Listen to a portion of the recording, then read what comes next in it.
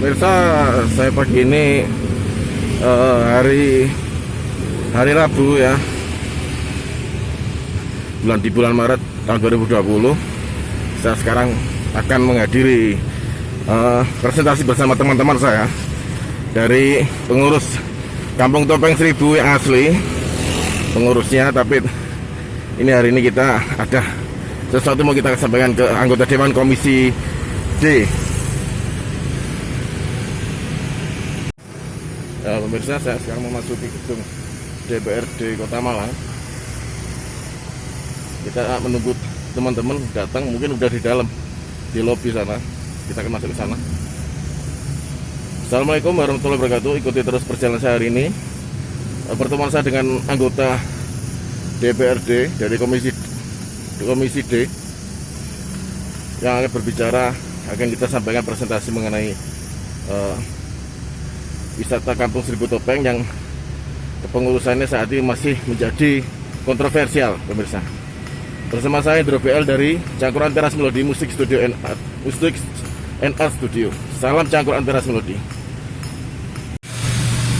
Kita sekarang bersama Mas Guntur ya. Mas Guntur ini salah satu penggiat atau relawan, Mas ya. Relawan yang mendidik, membina para disabilitas di Kota Malang. Ini kita juga akan bersama beliau menemui anggota dewan di Komisi D. Kita tunggu teman-teman yang lain.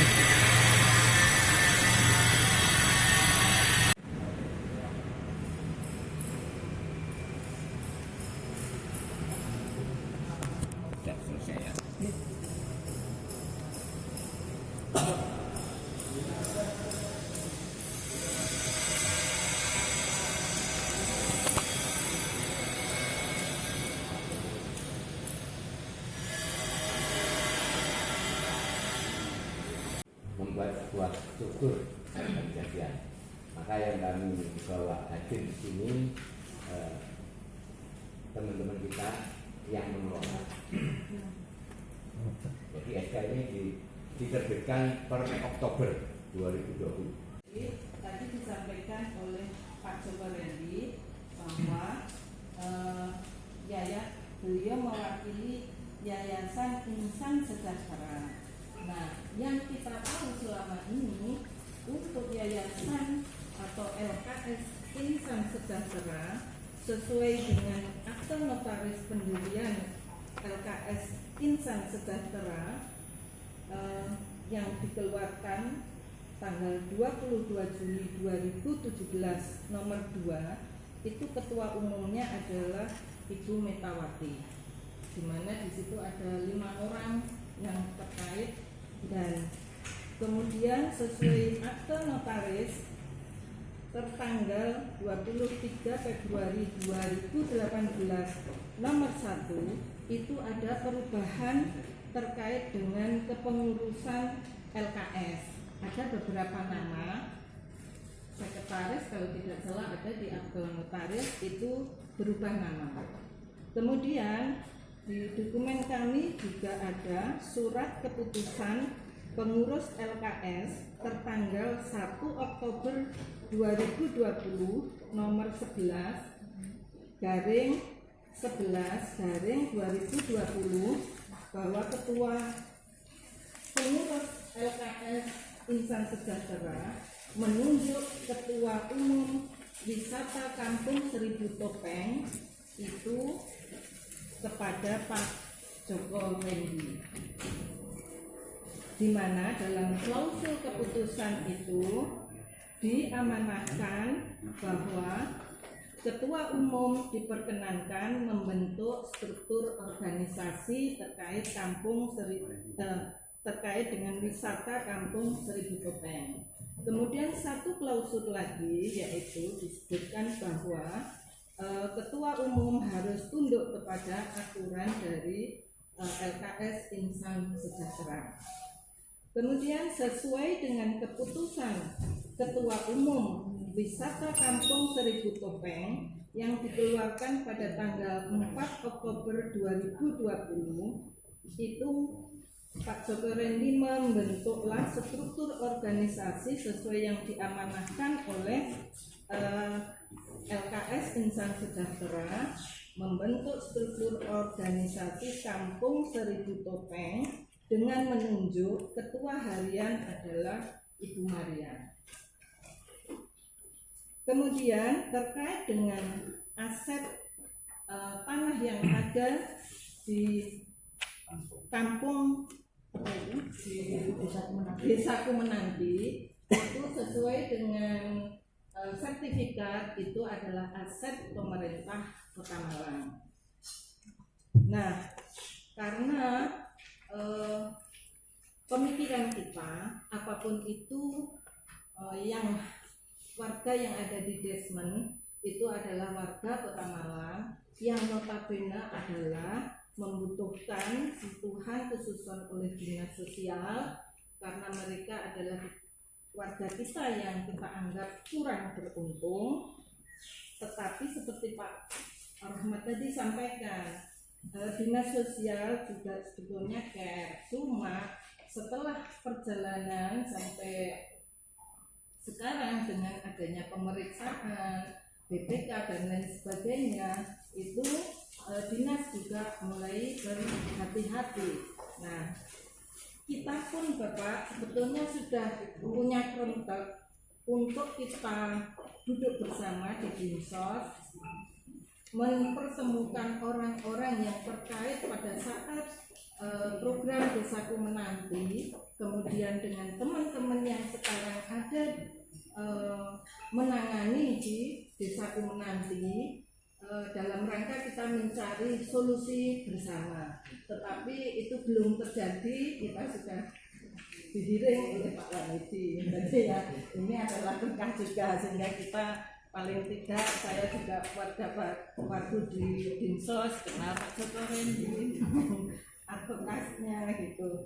Nah, keinginan baik kita tentunya adalah kita ini tadi juga ingin istilahnya menelusuri Bapak, tentunya karena program dulu itu adalah Kemensos dan dari dokumen yang kita punya itu adalah belanja modal, sehingga apakah belanja modal yang ada di Kemensos itu sudah diproses hibah kepada pemerintah kota atau belum. Contoh adalah yang pernah kita lakukan adalah Rusunawa. Rusunawa itu tanah aset Pemkot, bangunan itu adalah dari bantuan Kementerian PUPR, sehingga proses untuk masuk di neracanya Kota Malang itu dihibahkan dari kementerian. Begitu Bapak yang sekilas bisa kita jelaskan, karena pemahaman saya juga belum lengkap, kurang lebihnya mohon maaf. Nanti mungkin terkait dengan LKS karena ada yang membidangi terkait. Kemudian ada PAUD BPK. Prinsip kalau di kami, karena sekarang ini aturan pendirian sebuah sanggar, sebuah kelompok bermain ataupun PAUD ataupun TK itu kita harus satu yayasan sudah terbentuk, kalau cuma mungkin yang menjadi perlu kami kaji lagi adalah kaitannya dengan kepemilikan sertifikat tanah, karena Nyun Sewu ini juga kayaknya tanahnya tanah asetnya Pemkot. Nah, nanti akan kami kaji lagi, akan kami kaji aturan-aturannya, jangan sampai nanti kita keliru bareng. Karena apa? Karena sekarang Nyun Sewu, contoh sekarang ini kan banyak TK, lembaga-lembaga yang mungkin tidak ada yayasannya, contoh kayak beberapa lembaga yang mungkin sudah besar, Isiyah, NU, Muslimat, itu juga mereka terkadang terkendala tempat yang ditempati itu belum milik yayasan. Nah itu makanya ini kami harus hati-hati. Otomatis pasti nanti kalau belum milik yayasan Jikala itu mengurus izin pasti kami yang salah kalau kami keluarkan izin. Jadi seperti itu. Jadi kami dari Dikbud akan mengkaji itu. Karena tidak sedikit sekarang ini lembaga-lembaga TK, PAUD itu termasuk lembaga swasta SD dan sebagainya itu terkendala sekarang itu karena pure harus yayasan. Nah itu ya saya juga nanti akan kami pelajari untuk tipe yayasannya dan kelas yayasannya Pak Ketua jadi dan teman-teman semuanya. Prinsip kami dari Dikbud pasti akan mendukung program ini. Kami berupaya bagaimana caranya program ini tetap berjalan di sana dan ini juga merupakan asetnya masyarakat Kota Malang yang memang harus kita kembangkan. Mungkin juga kalau sekarang kita maklumi karena kondisinya juga baru seperti ini semua. Jadi kita mendukung. Contoh kami mau memberi bantuan pun kalau memang itu status tanah atau sertifikat itu belum pasti kami juga salah. Ada mungkin kemarin juga yang saya sampaikan yang ada mau pembangunan di SSP yang ada seperti itu. Oke, apa yang disampaikan Pak Kadin memang betul. Untuk dapat bantuan, terutama untuk pembangunan, syaratnya harus lembaga tersebut beryayasan.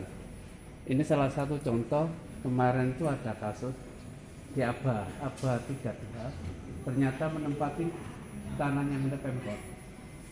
Nah, sehingga kemarin itu mau dibuat SMP, dan itu kendala. Akhirnya dia harus mencari tempat untuk lembaga tersebut.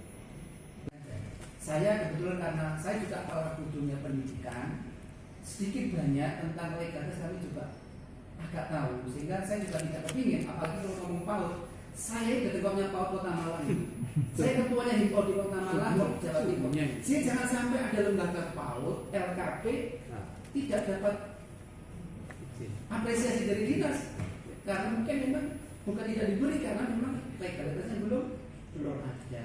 Jadi mudah-mudahan pertemuan hari ini tidak untuk membenarkan dan menyalahkan. Benarnya di mana? Saya minta kepada teman-teman pengurus yayasan nanti, Pak Joko selaku ketua umum dengan ketua harian, ya, supaya saya baca di surat keterangan yang dibuat oleh Bu Yuyun, Pak. Itu Bu Yuyun sebagai pendiri, Pak. Ya. Harusnya sebagai ketua.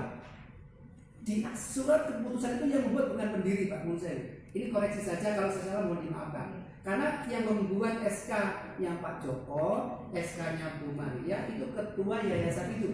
Berbeda karena stempel itu maka di ketua yayasan bukan di pendiri atau pembina. Oke? Ini yang saya ketahui. Kalau saya salah mohon untuk dikonfirmasi. Selama ini semua berbunyi ketua yayasan. Oke? Itu aja barangkali untuk membuat sebuah ilustrasi supaya nanti arah ke depannya. Kalau sekarang belum selesai, perjuangan belum berhenti.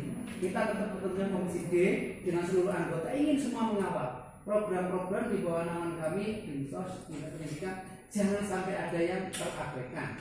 Karena ini yang diuji adalah orang-orang Malang, warga Malang, apalagi anak usia dini Kota Malang. Saya orang yang paling tidak rela kalau ada anak tahu di situ disikusi oleh siapapun. Tetapi jika salah ya mohon dimaafkan. Kita jangan sampai memberikan dorongan tapi di dalam yang kita berikan. Itu mungkin barangkali sebagai pengantar solusinya mediasi tetap pastikan dulu teman-teman biasa nanti maunya kemana. Saya yakin kalau mau mulai LKP tapi boleh akan keluar izin, cuma problemnya di tempat.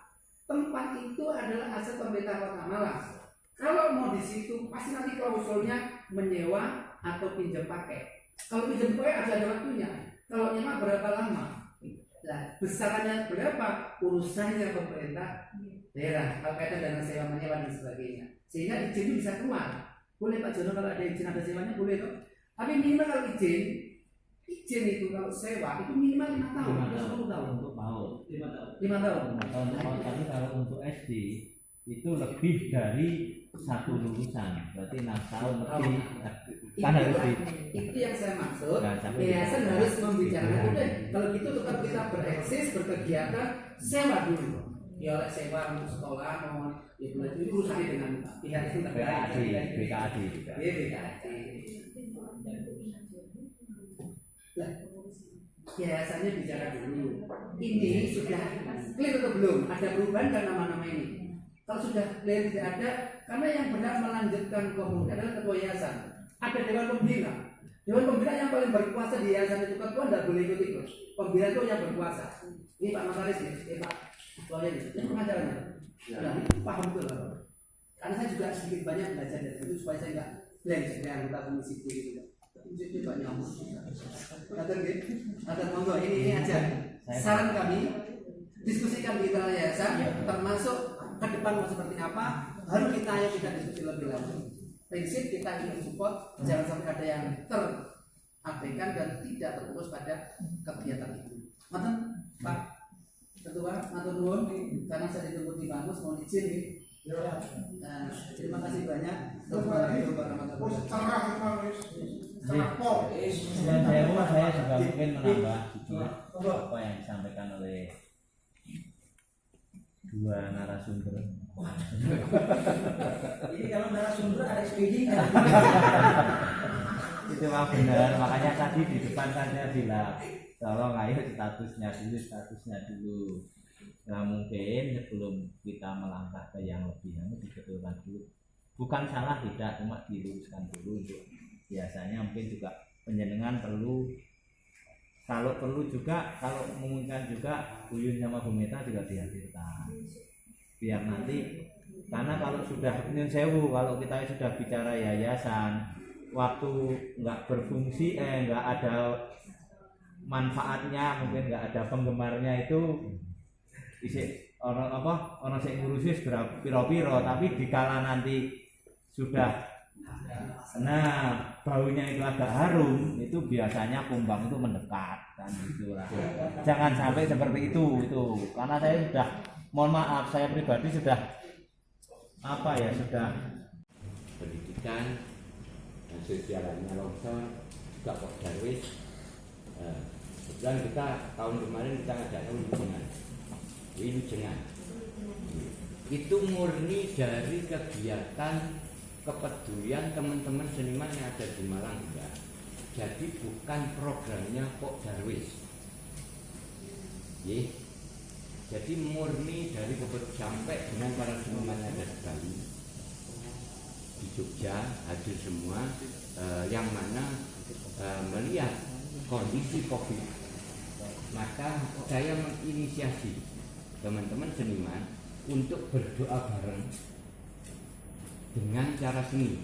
Maka di sana ada kalau yang dari religi, cara doanya saya buat misal hadrah, ada tari calon arang untuk mengusir energi. Itu murni jadi dari kepedulian teman-teman. Jadi kok dari menginjak tentang adanya kok dari itu, di sana kita sudah muncul di struktur harian. Di struktur itu tidak menghilangkan kok dari, pengurusnya juga tetap kok dari yang sudah ditunjuk oleh dinas di sekolah. Itu sedikit tambahan, sehingga harapan kita dari teman-teman ini, meskipun ada seleknya di tataran legalitas dan lain sebagainya, mohon kami ini nggak sampai dipimpong. Ya, artinya jelas-jelas teman-teman ini dengan sukarela mengajari anak-anak di sana dari 3 menjadi 12, mungkin lebih detailnya nanti bisa kita. Jadi saya bicara bukan asumsi, saya bicara ada data dan faktanya. Foto-foto ada, video ada, semua. Jauh kurang lebihnya saya mohon maaf. Saya percaya bisa disampaikan data-data itu karena dia terjun di lapangan, ya kan? Justru kalau saya tidak percaya, saya malah harus kesana. Salah, karena kalau hibah itu kan masuk asal pemerintah kota kok hibah. Kalau tadi yayasan harus mengajukan permohonan untuk sewa. Iya, jadi jenengan harus melengkapi izin itu dengan status. Ya. Apakah jenengan itu sewa atau apa tadi dari satu ini? Guna pakai. Guna pakai. Ya sambil menunggu di sana kegiatan ini berjalan. Kalau kita total ya sebetulnya kalau secara real administrasi ini sudah kita. Nah, salah satu contoh kan nggak mungkin kita kayak arah-arah ini tidak diajari ya. Sik menunggu. Nah sekarang problem jenengan di siapa wis? Nah, Problem jenengan di siapa? Izinnya belum keluar karena apa di siapa? ya siap. Wes gitu loh. Iya. Jadi kalau itu Iya. problemnya tadi kan terkait legalitas. Iya. Iya dong. Legalitas yayasan. Ini salah satu contoh saja. Ada ini kan desa Pemenanti, desa dalam desa. Nah, sing unik lagi, pengurus ini melarang anak-anak di sini untuk sekolah di sini. Dengan lucu lagi. Pengurus ya. Ya, Yayasan. pengurus yayasan.